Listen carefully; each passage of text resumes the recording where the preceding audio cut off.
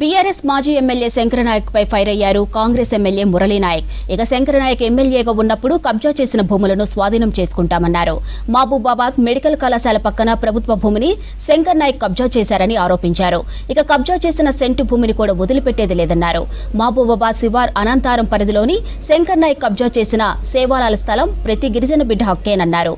త్వరలో మాల్యాలలో హార్టికల్చర్ కళాశాలకు శంకుస్థాపన చేస్తామన్నారు ఎమ్మెల్యే మురళీనాయక్.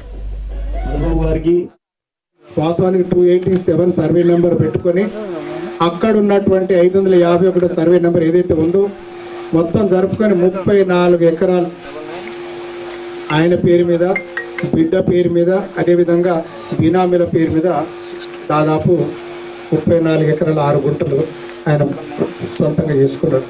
ఇప్పుడు మెడికల్ కాలేజ్ కనుక అక్కడ కట్టిన దగ్గర 34 ఎకరాలు 35 ఎకరాలు మెడికల్ కాలేజ్ కట్టిండ్రు.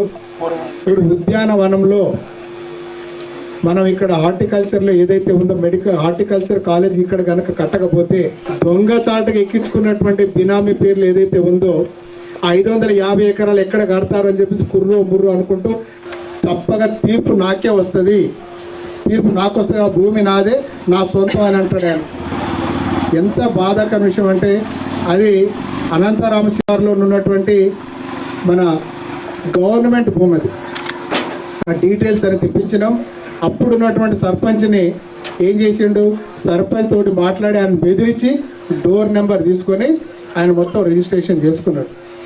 సేవాలాల్ ట్రస్ట్ అంటే అది గిరిజనుల భూములు, ప్రతి ఒక్కరి సొత్తు, ఒక్కరి సొత్తు కాదు, ప్రతి ఒక్కరు గిరిజన సోదరు ప్రతి ఒక్కరికి ఆ భూమి చెందాల్సిందే.